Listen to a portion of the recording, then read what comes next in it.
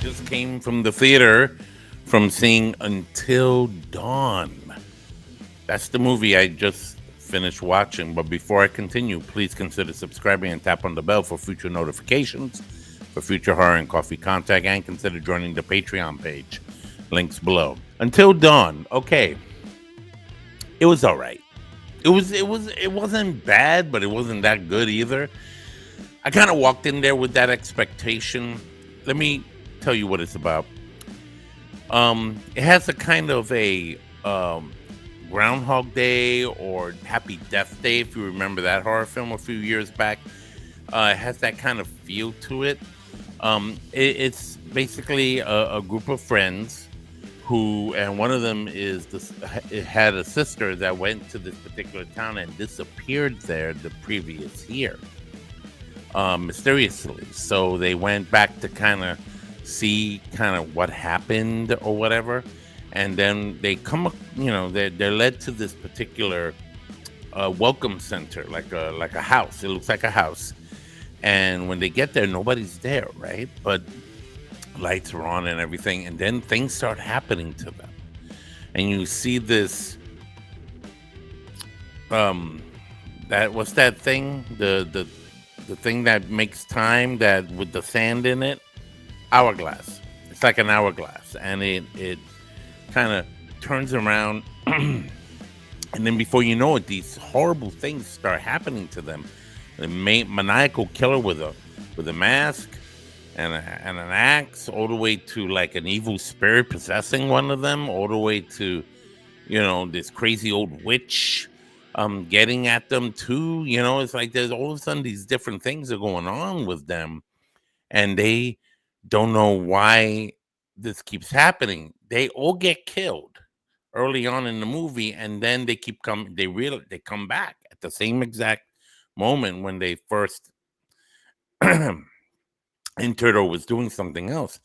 They started seeing the pattern, and then they started trying to figure out exactly what's going on. Now, apparently, this house and the area around it has a history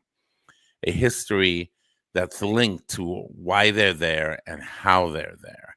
And it had to do with somebody pretty much. Okay, if you ever saw that Cabin in the Woods movie a few years back, when if you remember, they were in a cabin, and then there were these scientists below the cabin kind of like messing with them.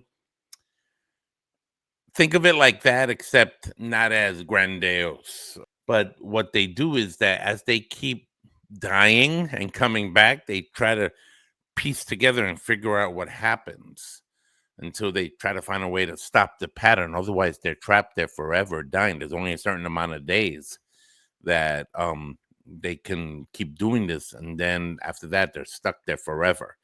And another part of this is, and this is one of the ways by which they're killed as well. There are these creatures that are called later on in the film Wendigos, or something like that, and they're these, actually they come from Native American myth. They're these cannibalistic subhuman creatures that feed on flesh and like go after you, right? And so Wendigo, that's what it's called. Name is escaping me. It's something like that. They slowly start transforming. Like the more they stay there, the more they start losing their humanity as well. So that's the twist there. Is it related to the main character, the girl, her sister, having disappeared there the previous year? Oh, hell yeah. But does it have to do with other people too that have been there and have been missing for a long period of time? Yeah, it does have to do with that too. And you see that play out in this film. And those things are very important, in which they try to figure out what to do about it. I liked the movie for what it was. I took it for what it was. It's not particularly a film I would see again, to be real. I'm not, I'm like, wow, like maybe I'll catch it on us, streaming, if and if some people are, the one thing that really that I did thought was amazing that wowed me were the deaths. Oh, the deaths were crazy. Well, not all of them, but some of them were really off the hook. Let me put it to you this way. Let me just say this. Don't drink water from a faucet. Just, make sure straight from a faucet. Don't do that. Those days are over. Get a Brita or another filter thing to make sure your water is nice and clean. I'm going to give Until Dawn, I'm going to give it 3 coffee cups because it did entertain me. And I was entertained. I was like, wow, this was crazy. Oh my God. I had a couple oh my God moments. Nothing really scary. I mean, again, I watch horror movies a lot, so what doesn't scare me may scare the crap out of somebody else. It was fascinating how it had a creative ingenuity to it. So 3 coffee cups I'm gonna give it.